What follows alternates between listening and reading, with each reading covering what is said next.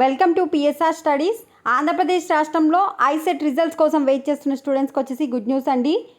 మనకు రేపు రిలీజ్ కావాల్సిన రిజల్ట్స్ అయితే ఈరోజే రిలీజ్ చేస్తున్నారు.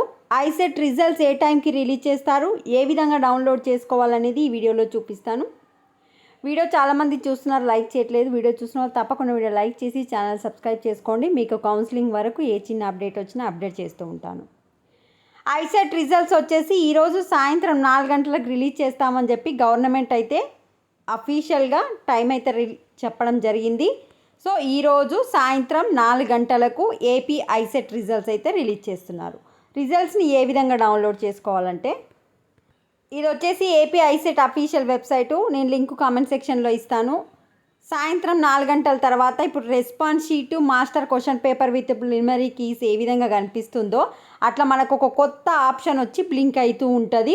Download rank card or results అని కనిపిస్తుంటుంది. దానిపైన క్లిక్ చేసి మీ రిజిస్ట్రేషన్ నెంబరు ఆర్ మీ hall ticket number, date of birth enter చేస్తే మీ రిజల్ట్స్ అనేవి డౌన్లోడ్ అయిపోతాయి.